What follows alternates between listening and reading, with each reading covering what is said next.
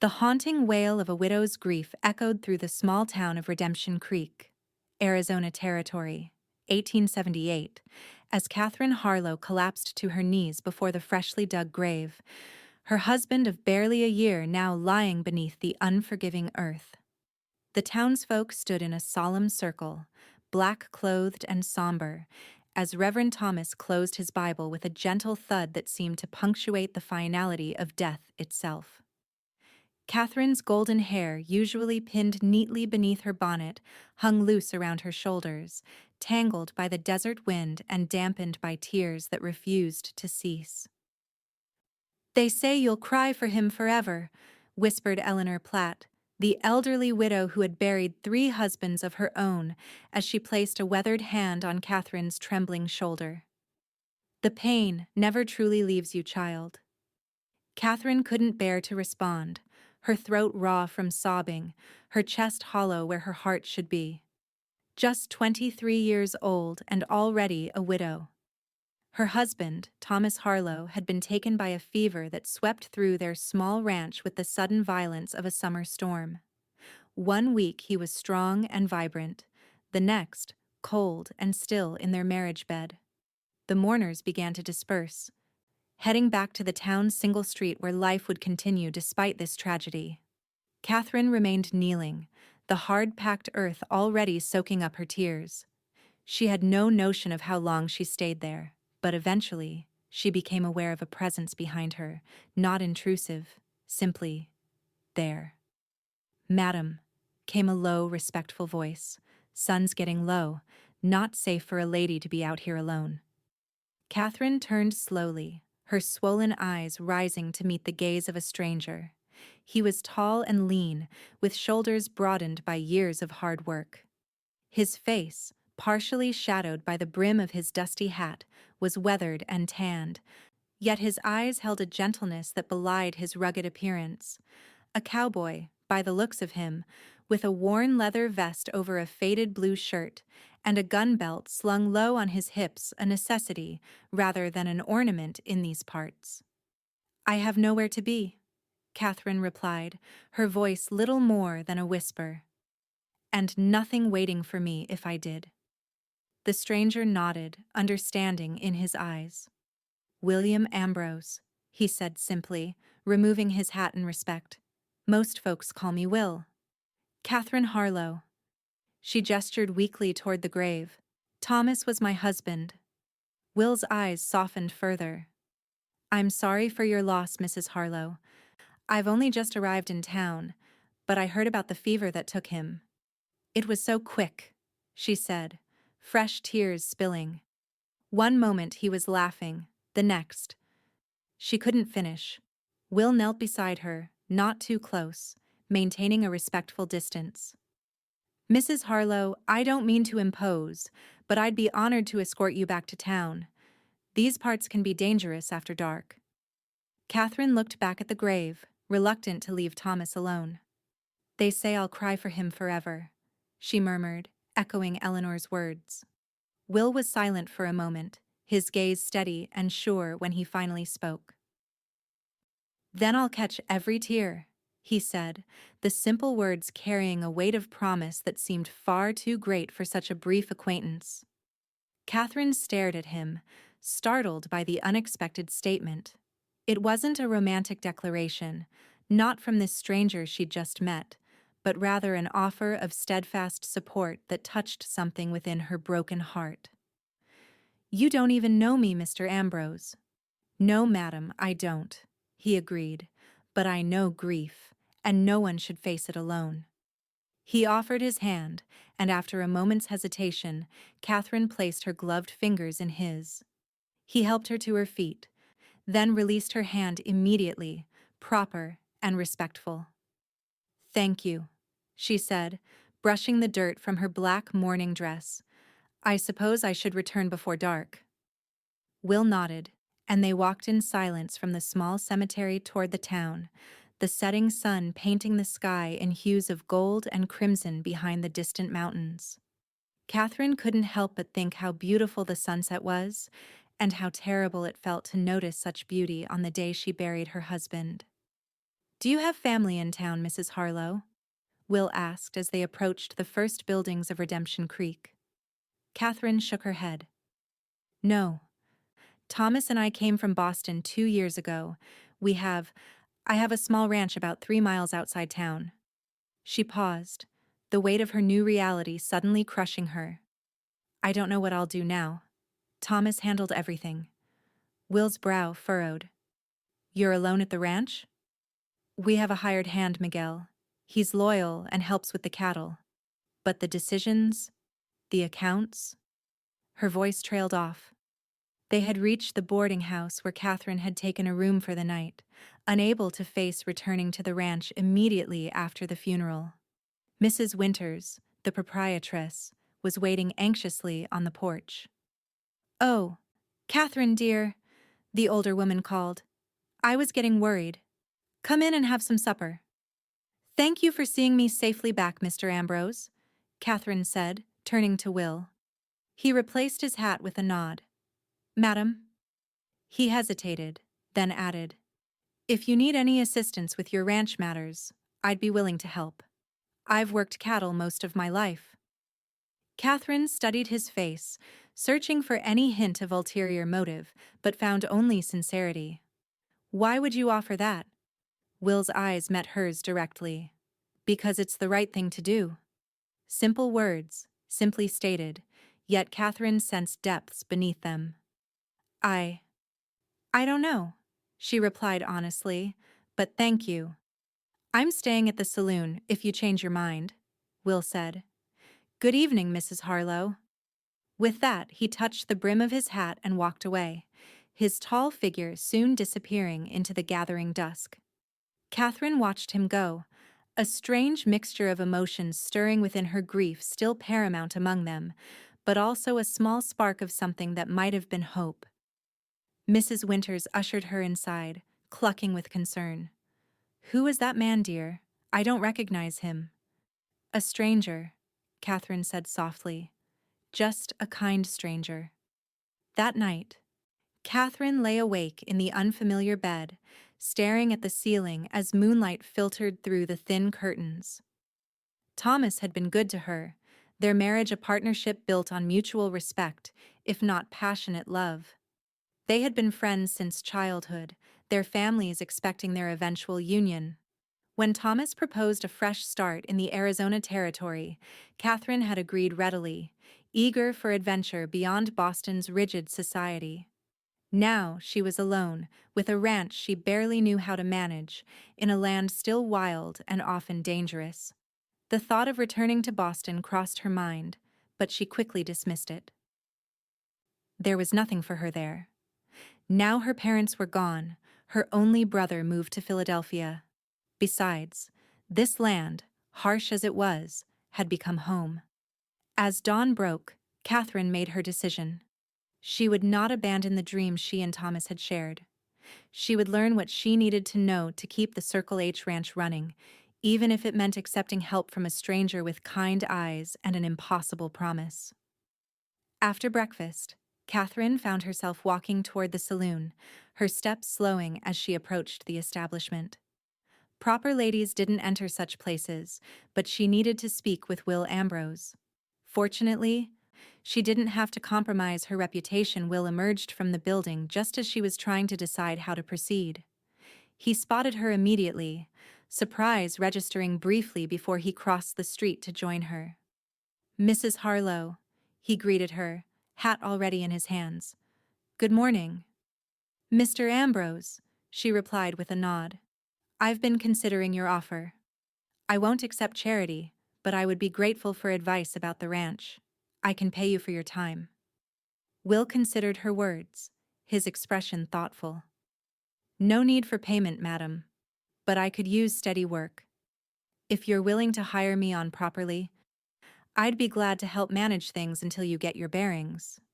Catherine studied him, still uncertain. Why are you in Redemption Creek, Mr. Ambrose? It's hardly a destination for most travelers. A shadow crossed his face briefly. I was heading to California. Needed a place to rest and earn some money before continuing west. And now you're offering to delay your journey to help a widow you just met? Will shifted his weight, looking slightly uncomfortable under her direct questioning. Mrs. Harlow, I've been wandering for 3 years now. California isn't going anywhere. And he paused, seeming to choose his words carefully. I know something about loss. When my wife died, there were good people who helped me find my way.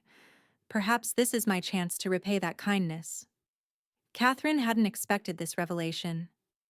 You were married? He nodded, his eyes momentarily distant. Sarah. Childbirth took her and our daughter 4 years ago. I'm sorry, Catherine said softly, understanding now the depth behind his words at the cemetery.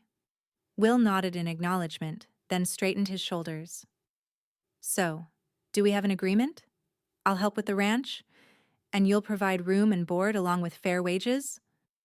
Catherine considered the offer. She needed the help. And there was something about Will Ambrose that inspired trust. Yes, she decided. When can you start? I can gather my things and be ready to ride out with you this afternoon, he replied. I'll meet you here at 2 o'clock, Catherine said. The ranch is northwest of town, about 3 miles along Cottonwood Creek. I'll be waiting, Will assured her. True to his word, Will was ready when Catherine returned with her wagon. The drive to the Circle H ranch was mostly silent, both lost in their thoughts as the landscape rolled by scrubby desert giving way to slightly greener pastures as they approached the creek that gave life to the ranch. The ranch house came into view modest but solid, with a wide porch and sturdy corral nearby. Several outbuildings dotted the property, and in the distance, Catherine could see a small herd of cattle grazing. Miguel appeared from the barn as they approached, his weathered face breaking into a relieved smile at the sight of her. Senora Harlow, he called, coming to help her down from the wagon. It is good to have you home. His eyes shifted questioningly to Will. Miguel, this is Mr. Ambrose, Catherine explained. He'll be helping us manage the ranch for a while. Miguel nodded cautiously, sizing up the newcomer. Will extended his hand, which Miguel shook after a moment's hesitation. Good to meet you, Miguel, Will said. I'm hoping you can show me around, help me understand how things run here. See, I can do that, Miguel replied, still watchful but polite. Catherine led the way into the house, a wave of emotion washing over her as she stepped through the doorway. Everything was exactly as she'd left it 3 days ago, when Thomas had taken his last labored breath in their bedroom. His coffee cup still sat on the table, a book lay open where he'd placed it, never to finish the story. Will seemed to sense her distress. Mrs. Harlow, why don't you rest? Miguel and I can see to the horses and wagon. We'll talk about the ranch tomorrow. Grateful for his understanding, Catherine nodded. Thank you. The spare room is down the hall, last door on the left. Please make yourself at home. After Will and Miguel departed, Catherine moved through the house in a daze, touching Thomas's belongings, breathing in the lingering scent of him. Finally, she curled up in the rocking chair on the porch, watching the sunset paint the sky in vibrant colors, her tears flowing freely as the reality of her new life settled over her like a heavy blanket. True to his word, Will gave her space that evening, taking his supper with Miguel in the bunkhouse and leaving a covered plate for her on the kitchen table. She ate mechanically, not tasting the food, and retired early to her bedroom, where she found she could not bear to sleep in the bed she had shared with Thomas. Instead, she dragged a quilt to the small sitting room and spent a restless night on the settee, drifting in and out of troubled dreams. Morning arrived with the crowing of roosters and the smell of coffee brewing. Catherine emerged from the sitting room to find Will in the kitchen, frying bacon and eggs at the stove. Good morning, he said, not commenting on her disheveled appearance or the fact that she'd clearly not slept in her bedroom. Thought you might be hungry? Thank you, she replied, self-consciously smoothing her rumpled dress. You didn't need to cook. Will shrugged. Been taking care of myself a long time. Besides, we've got a busy day ahead if we're going to get me up to speed on the ranch operations. As they ate breakfast, Catherine found herself studying Will surreptitiously. In the morning light, she could see details she'd missed before: a small scar running through his right eyebrow, the way his dark hair curled slightly at the nape of his neck, the lines around his eyes that suggested both laughter and hardship. He was older than her, perhaps 30 or 35, with a quiet confidence born of experience. After breakfast, Catherine retrieved Thomas's ledgers from his desk, and they sat at the kitchen table reviewing the ranch finances. The Circle H was small but sound, with 40 head of cattle, a few horses, chickens, and a productive vegetable garden. Thomas had been a meticulous record keeper, which made the transition easier, but Catherine was dismayed to discover how little she knew about the actual operations. "Don't worry," Will assured her, seeing her distress. "The basics aren't hard to learn. You've got good land, healthy stock, and Miguel knows the daily workings better than anyone." They spent the morning touring the property, with Miguel guiding them through the routines of the ranch. Catherine, determined to learn everything she could, asked countless questions about the cattle, the grazing rotation, the water management, and the maintenance needs. Will answered patiently, sometimes deferring to Miguel's greater knowledge of the specific property. By late afternoon, Catherine was exhausted but more confident. The ranch was manageable with Will and Miguel's help, and the immediate future didn't seem quite as daunting as it had the day before. "You've done well today," Will told her as they returned to the house for supper. "Most city folks would be overwhelmed." "I still am," she admitted. "But I refuse to fail. This was Thomas's dream, and now it's mine too." Will nodded, respect evident in his eyes. "You're stronger than you realize, Mrs. Harlow." "Catherine," she said suddenly. "Please call me Catherine. Mrs. Harlow reminds me too much of what I've lost." A brief smile touched his lips. "Catherine, then. And I'm Will." That night, Catherine again found herself unable to face the bedroom. Without comment, Will helped her move a small cot into the sitting room, understanding her need without her having to explain it. Days passed, settling into a routine. Will proved to be knowledgeable and hardworking, teaching Catherine about ranch management while simultaneously taking on the heaviest labor. Miguel, initially wary of the newcomer, gradually warmed to Will as they worked side by side. 2 weeks after Will's arrival, Catherine received word that the banker, Mr. Fleming, wished to see her in town. Will offered to accompany her, concern evident in his expression. "Thomas never mentioned any issues with the bank," Catherine said, as they rode toward town. "Probably nothing to worry about," Will replied, though his tone suggested otherwise. Mr. Fleming, a thin man with spectacles and a perpetually worried expression, received them in his small office. "Mrs. Harlow, I was deeply sorry to hear about your husband's passing," he began, fidgeting with papers on his desk. "However, there is the matter of the loan." "Loan?" Catherine repeated, confused. "What loan?" Fleming looked uncomfortable. "Your husband borrowed against the ranch 6 months ago, $500. He made the first 2 monthly payments, but with his passing—" The banker trailed off, looking expectantly at Catherine.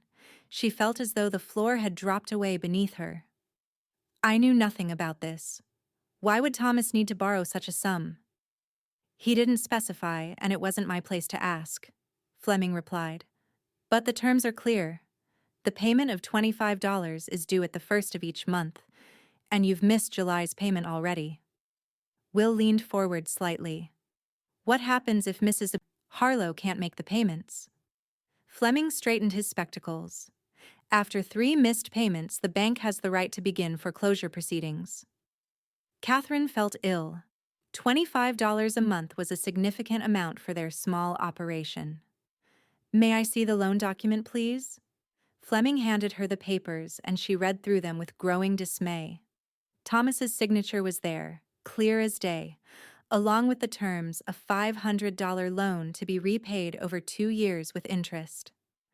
I'll need to review our finances, Catherine said finally.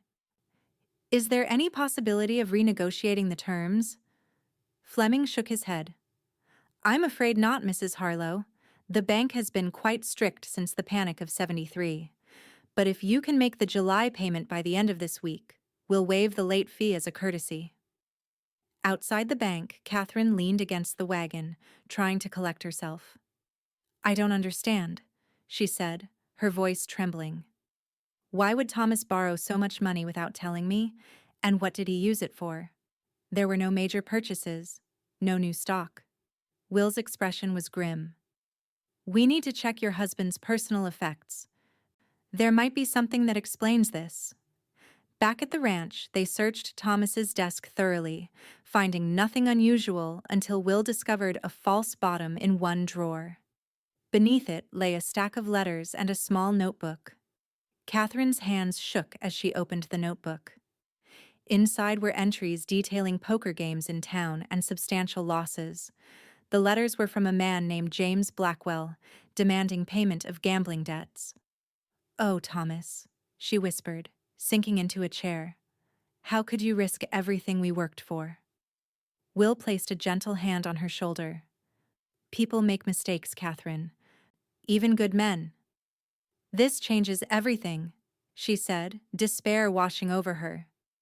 Even if I sell some cattle, it won't be enough to cover the loan. Not without depleting the herd to the point where the ranch isn't viable anymore. Will was silent for a long moment, thinking. There might be another way, he said finally. The cattle drive to Tucson leaves in 3 weeks.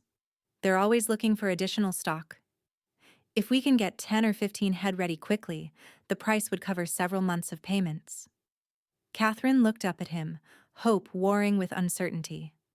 But that would mean one of you would have to go with the drive. I can't manage alone, and Miguel isn't experienced with drives. I'd go, Will said simply. It's a 3-week journey there and back. Miguel can handle things here with you until I return. You'd do that? Catherine asked, surprised by his willingness to undertake such a difficult journey. Will nodded. I gave my word I'd help you get on your feet. I don't break my promises. The next 3 weeks were a flurry of activity as they prepared 15 head of cattle for the drive. Will selected the animals carefully, choosing those that would bring the best price without compromising the breeding stock. Catherine worked alongside the men, learning to rope and cut cattle, returning to the house each night exhausted but with a growing sense of competence. The evening before Will was to leave with the cattle, Catherine prepared a special supper to thank him for his help. As they sat on the porch afterward, watching the sunset, a comfortable silence settled between them. I don't know how to thank you, Catherine said eventually. You've done more than anyone could expect from an employee from a friend. Will looked at her, his expression softening in the golden light. You don't need to thank me. I've found something here I didn't expect. What's that? She asked, her heart beating a little faster at the warmth in his voice. Purpose, he replied. For years I've been drifting, not letting myself put down roots. Being here, helping you, it's reminded me what it feels like to be part of something that matters. Catherine felt tears welling in her eyes, but not from grief this time. You matter to me, she said softly. I don't know what I would have done without you these past weeks. Will's hand found hers in the gathering dusk, his touch gentle yet sure. I'll come back, Catherine. You have my word on that. The morning of his departure arrived clear and cool, with the promise of heat as the sun climbed higher. Catherine stood by the corral as Will made final preparations, checking the cinch on his saddle and securing his bedroll. Be careful, she said as he mounted his horse. The trail can be dangerous. I've made this journey before, he assured her with a small smile. Keep an eye on the north pasture fence, it needs mending in a few places. And don't let Miguel overwork himself. His shoulder's been bothering him. Catherine nodded, memorizing his instructions. How will I know you're safe? I'll send word when we reach Tucson, Will promised. Should be about 10 days from now. If all goes well. With a final nod, he turned his horse and began moving the small herd toward the trail, his figure gradually growing smaller as he rode away. Catherine watched until he disappeared from sight, a strange emptiness settling in her chest that had nothing to do with Thomas's death. The days without Will stretched long and quiet. Catherine threw herself into ranch work, fixing the fence as he'd suggested and helping Miguel with the remaining cattle. At night, she finally began sorting through Thomas's belongings, packing away his clothes and personal items, a task she'd been avoiding since his death. With each garment folded, each book set aside, she felt another thread of her old life loosening, making space for whatever might come next. 9 days after Will's departure, Miguel rode into town to check for mail and returned with a telegram. Arrived Tucson, stop cattle sold, good price, stop returning in 8 days, stop Will. Catherine clutched the paper to her chest, relief washing over her. He was safe, and the cattle had sold well. When Miguel wasn't looking, she pressed her lips to the telegram, surprised by the intensity of her feelings. That night, as she prepared for bed, now sleeping in her bedroom again, though still not in the large bed she'd shared with Thomas, Catherine caught herself humming softly, a lightness in her movements that had been absent for months. She stopped abruptly, guilt flooding through her. Thomas had been dead barely 2 months, and here she was, eagerly awaiting another man's return. It's not proper, she whispered to herself, sitting heavily on the edge of her bed. But even as she thought it, she knew that her feelings for Will had grown beyond gratitude or friendship. His steady presence, his quiet strength, his understanding of her grief, all had combined to create something new and unexpected in her heart. The week of waiting passed slowly. Catherine made the bank payment with the money Will had sent ahead from the cattle sale, securing the ranch for another 3 months. She cleaned the house thoroughly, planted late summer vegetables in the garden, and even found herself paying more attention to her appearance than she had since Thomas's death. On the day Will was expected to return, Catherine wore her blue dress, not the stark black of mourning she'd worn continuously since Thomas's passing. Miguel raised an eyebrow but said nothing as she directed him to slaughter a chicken for supper, and then spent the afternoon baking an apple pie, Thomas's favorite but now made with someone else in mind. Sunset came with no sign of Will. Catherine sat on the porch, watching the road, telling herself that delays were common on the trail. When full dark descended, she reluctantly went inside, but left a lamp burning in the window. Dawn broke, with still no Will. Catherine moved through her chores mechanically, worry gnawing at her. By mid-afternoon, her concern had grown to fear. As she was debating whether to send Miguel to town for news, she spotted a rider approaching, but even at a distance, she could tell it wasn't Will. The horse was wrong, the posture unfamiliar. As the rider drew closer, Catherine recognized Sheriff Davis from Redemption Creek. Her heart sank. "Mrs. Harlow," the sheriff greeted her, removing his hat as he dismounted. "I'm afraid I have some bad news." Catherine gripped the porch railing. "Will? Is he hurt?" "There was an incident on the trail back from Tucson," Sheriff Davis said gravely.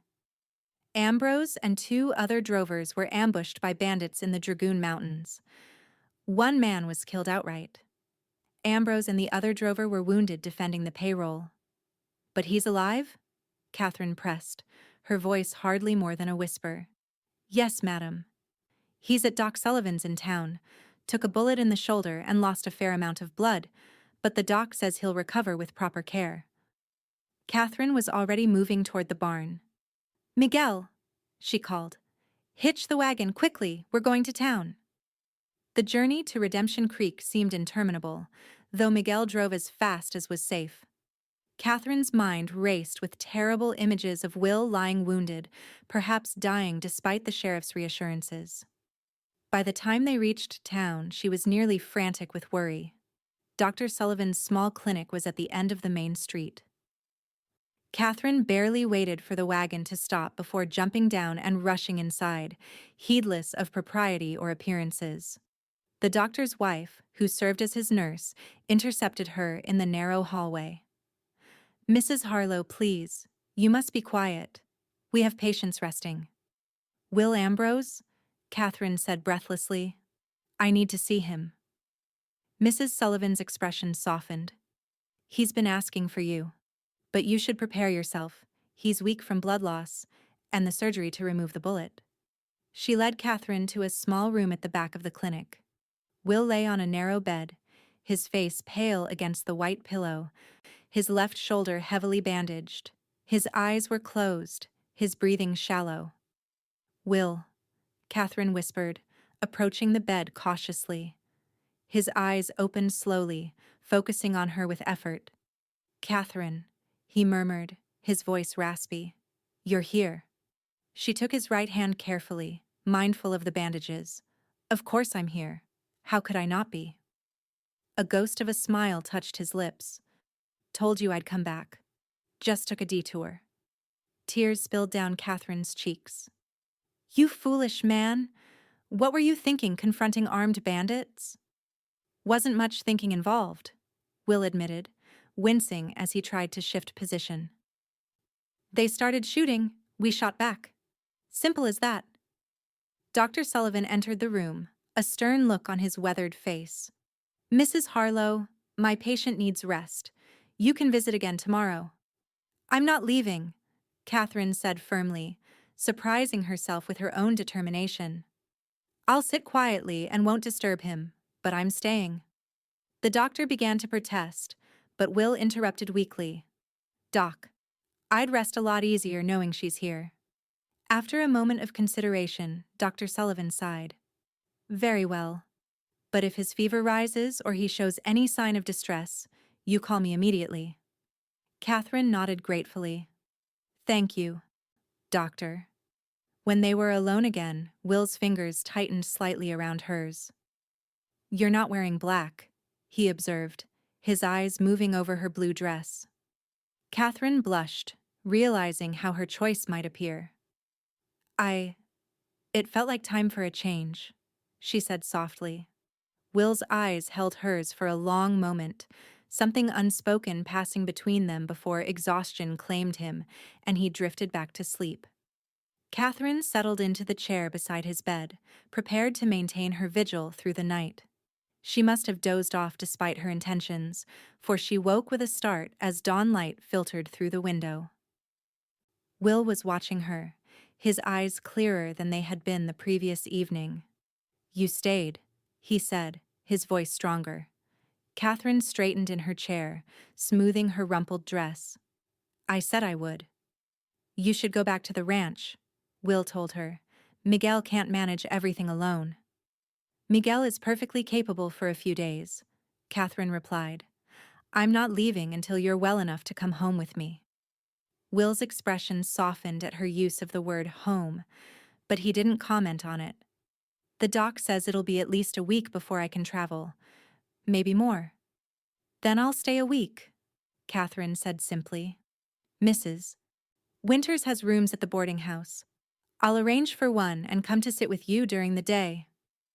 Will started to protest, then seemed to think better of it. "You're a stubborn woman, Catherine Harlow." "Yes," she agreed with a small smile. "I'm discovering that about myself." True to her word, Catherine took a room at Mrs. Winters' boarding house and spent her days at Will's bedside. She read to him from the newspaper, discussed ranch matters, and gradually, as his strength returned, began sharing more personal stories of her life before Arizona. "Thomas and I grew up next door to each other in Boston," she told him one afternoon as she peeled an apple for him. "Everyone expected us to marry eventually. It was comfortable, safe." "But not passionate?" Will asked, watching her carefully. Catherine's hands stilled on the apple. "No," she admitted quietly. "Not passionate. We were fond of each other, and that seemed enough at the time." "And now?" Will's question hung in the air between them, laden with meaning. Catherine met his gaze directly. Now I think there should be more to marriage than fondness and safety. The intensity in Will's eyes made her heart race, but before he could respond, Dr. Sullivan entered for his afternoon examination, breaking the moment. As the days passed and Will grew stronger, Catherine found herself both anticipating and dreading their return to the ranch. Here in town, in the neutral territory of the doctor's clinic, they existed in a sort of limbo, not quite employer and employee, not quite friends, certainly not lovers, but something undefined and full of possibility. On the seventh day, Dr. Sullivan declared Will well enough to travel, though he would need several more weeks of rest before resuming any strenuous work. "Take him home, Mrs. Harlow," the doctor instructed. "Make sure he doesn't use that arm for at least 3 weeks. The wound is healing nicely, but he could easily tear the stitches if he's not careful." Catherine had Miguel bring the wagon, fitted with a mattress and blankets to make the journey as comfortable as possible for Will. As they settled him in the back, Sheriff Davis approached, hat in hand. "Ambrose," he said, "I wanted to thank you again for protecting that payroll. Those bandits would have made off with the money for 3 ranches if you hadn't stood your ground." Will nodded, clearly uncomfortable with the praise. "Just did what needed doing. Sheriff, any word on the gang?" "Territorial rangers caught up with them near the Mexican border. Won't be troubling honest folk again." The sheriff turned to Catherine. "You've got a brave man here, Mrs. Harlow. Not many would have faced down 4 armed bandits to protect other people's money." Catherine looked at Will, seeing him in a new light. He hadn't mentioned the odds he'd faced, or that he'd been protecting others' funds rather than just his own. "Yes," she said softly. "I'm beginning to understand that." The journey back to the ranch was slow and careful. Miguel driving at a pace that wouldn't jostle Will's injured shoulder too much. Catherine rode in the back with Will, supporting his head in her lap over the rougher sections of road. By the time they arrived, the sun was setting, painting the ranch in golden light that made it appear almost magical after their time away. "Home sweet home," Will murmured as Miguel helped him down from the wagon. "Yes," Catherine agreed, her eyes on Will rather than the ranch house. "Home." That night, after settling Will in the spare bedroom with strict instructions to call if he needed anything, Catherine sat alone in the kitchen, her emotions in turmoil. She was a widow, still technically in mourning, yet her heart had undeniably turned toward another man. What would people say? What would Thomas think if he could see her now? As if in answer to her unspoken question, her eyes fell on Thomas's Bible, still sitting on the shelf where he'd left it. She retrieved it, opening to a passage he had marked Ecclesiastes chapter 3. "To everything there is a season, and a time to every purpose under the heaven, a time to be born, and a time to die, a time to weep, and a time to laugh, a time to mourn, and a time to dance." Tears filled her eyes, but they were gentle tears, not the wrenching sobs of fresh grief. Thomas was gone, and nothing would bring him back. But perhaps this was her time to laugh again, to dance again, to love again. The next morning, Catherine was up before dawn, preparing a hearty breakfast for Will. She carried the tray to his room, knocking softly before entering. He was awake, propped up against the pillows, his bare chest visible above the blankets except for the bandage on his left shoulder. "You don't need to wait on me," he protested as she set the tray on his lap. "I want to," Catherine replied simply. "You've done so much for me. Now it's my turn to care for you." Over the next 2 weeks, Catherine nursed Will back to health, changing his bandages, reading to him during the long afternoons, and gradually helping him regain strength in his injured arm.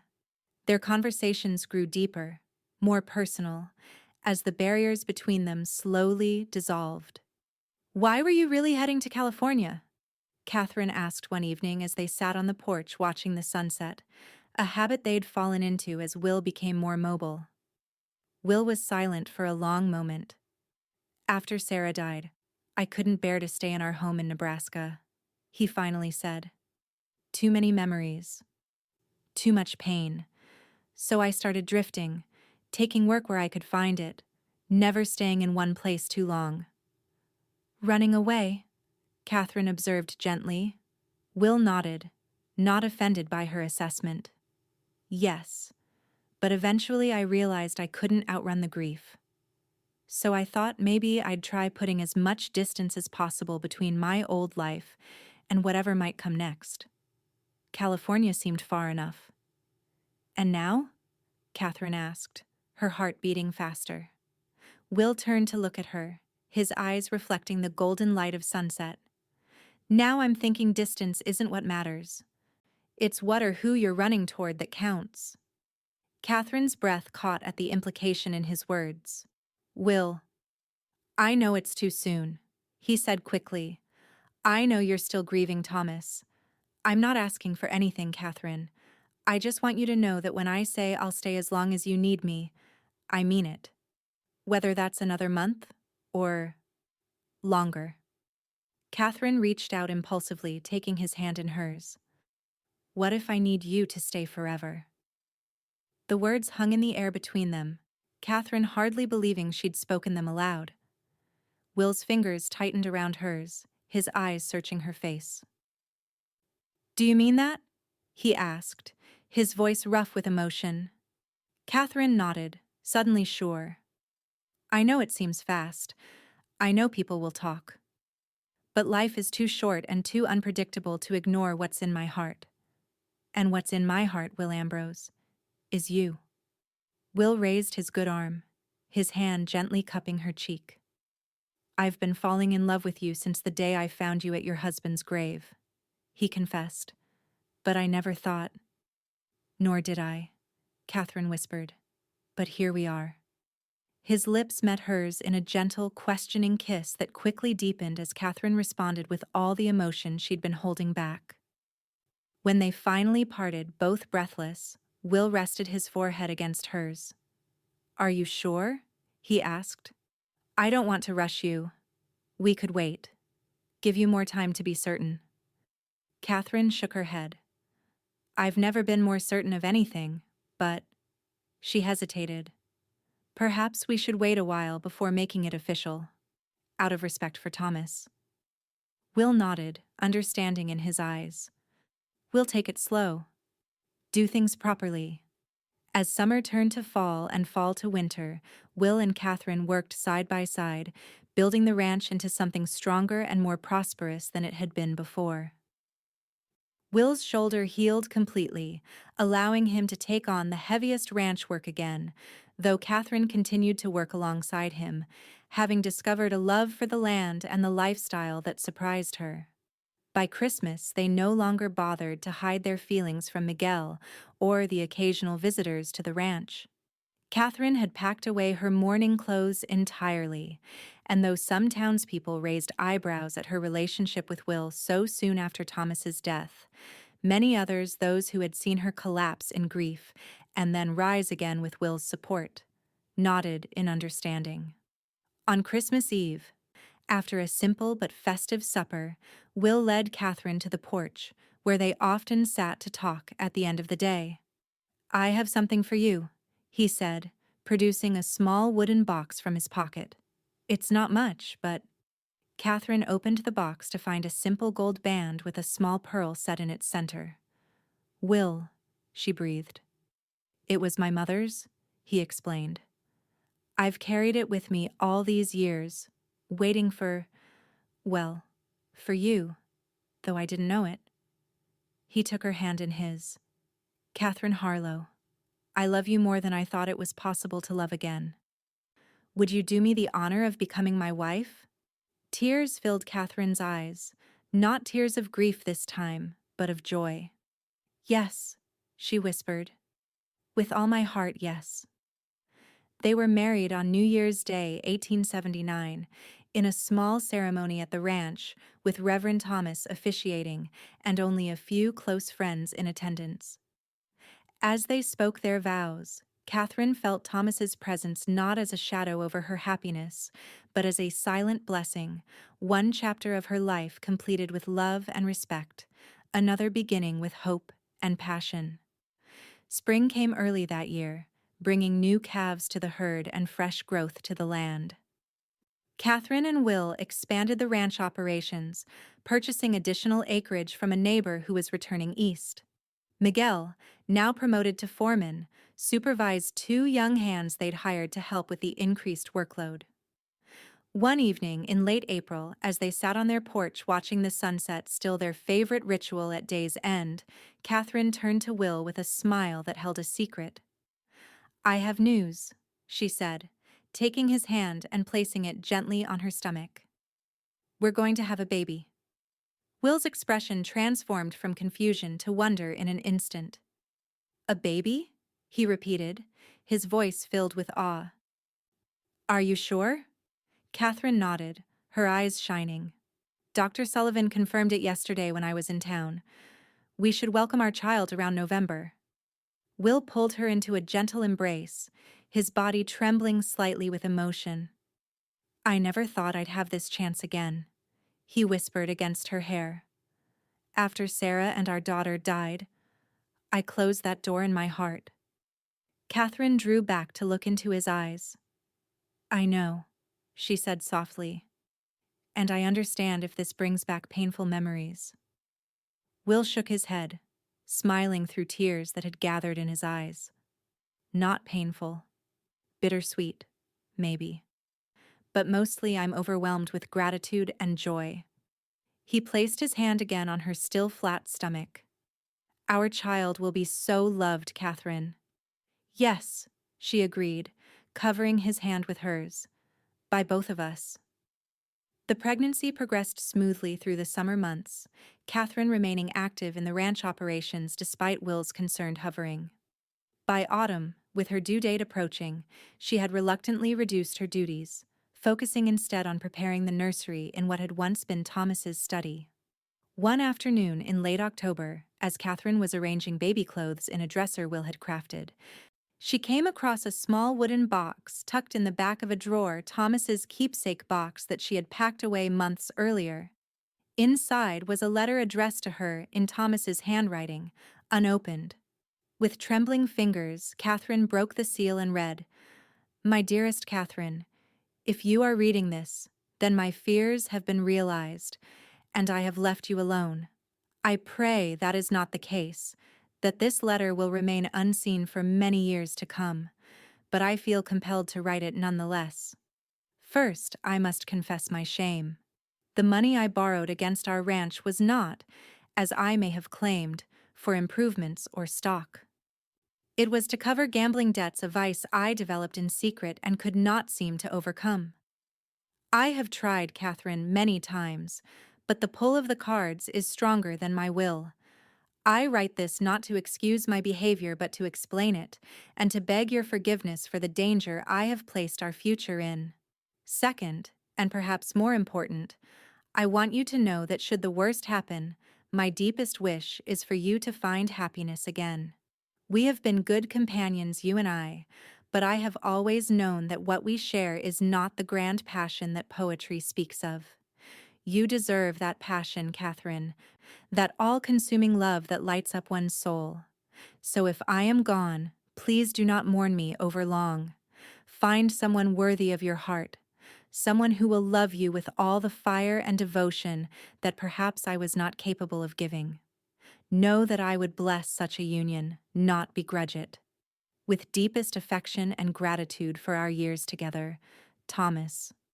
Tears streamed down Catherine's face as she finished the letter. All this time, she had carried a small kernel of guilt for moving on so quickly after Thomas's death, for finding love with Will when her period of mourning was barely over. And all this time, Thomas had somehow known, had given his blessing from beyond the grave. "Catherine?" Will's voice called from the hallway. "Are you all right? You've been quiet for a while." She looked up as he entered the room. This man who had promised to catch her tears and had done exactly that, had caught them, held them, and helped transform them from grief to joy. I'm more than all right, she said, holding out the letter to him. I've just received a gift I didn't know I needed. Will read the letter slowly, his expression softening as he understood its significance. He loved you, he said simply when he had finished. In his own way. Yes, Catherine agreed. And now I can cherish that love without it shadowing what we've built together. She placed a hand on her rounded belly, feeling their child move within her.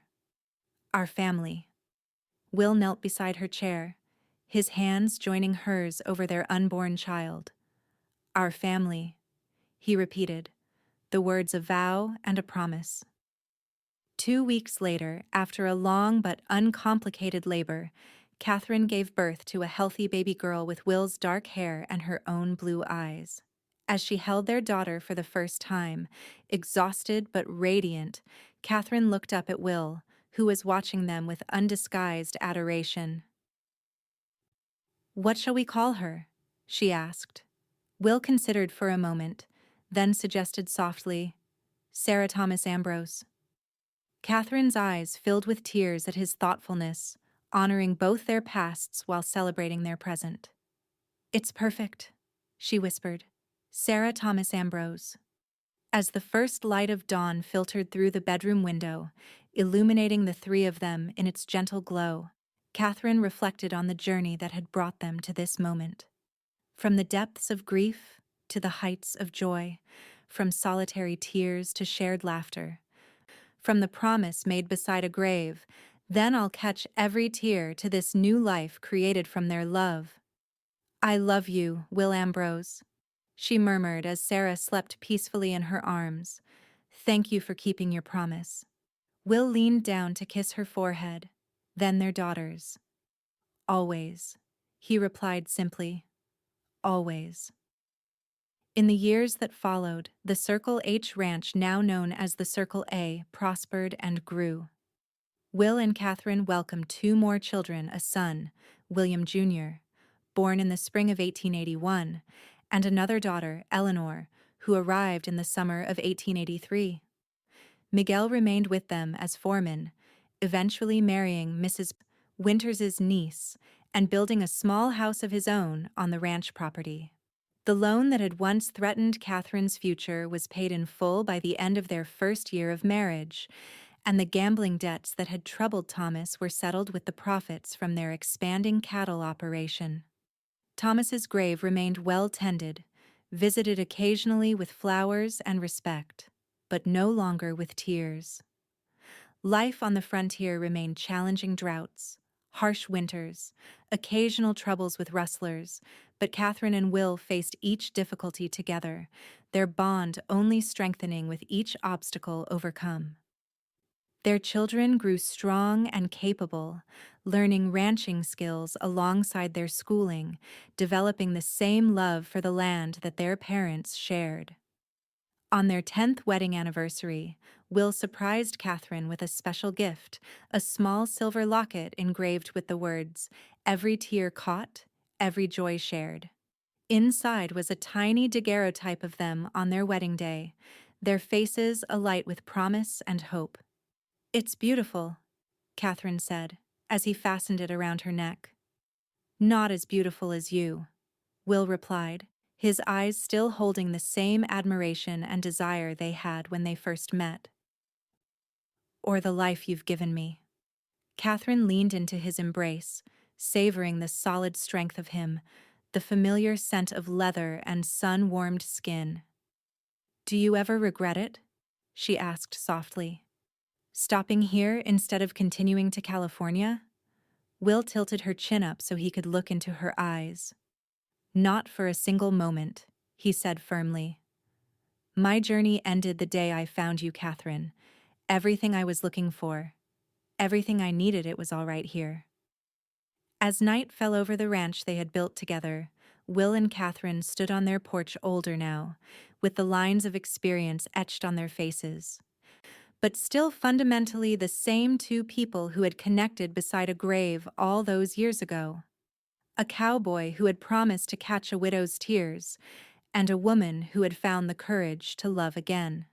From inside the house came the sounds of their children's laughter as they prepared for bed, a reminder of the life they had created from the ashes of loss. Above them, stars punctured the vast Arizona sky, eternal and unchanging, witnesses to their journey from grief to joy. "They said I would cry for Thomas forever," Catherine murmured, leaning her head against Will's shoulder. "And in some ways, I suppose I did. But you kept your word. You caught every tear." Will's arm tightened around her waist. "And turned them into something beautiful," he added, gesturing toward their home, their land, their life together, all the things that had grown from that first moment of connection in their shared understanding of loss. Catherine turned in his arms, raising her face for his kiss, still eager for his touch even after a decade together. "I love you, William Ambrose," she whispered against his lips. "Thank you for stopping on your journey." His smile, warm and tender in the moonlight, was answer enough. Their story, begun in grief but transformed by love, would continue, each day adding new chapters of joy, challenge, growth, and passion. A story that had started with tears caught and promises made, and had blossomed into a life neither of them could have imagined in their darkest moments. Together, they turned and walked back into their home, hand in hand, hearts beating as one, the cowboy and his widow, forever changed by love found amidst loss, forever stronger for having weathered the storm together.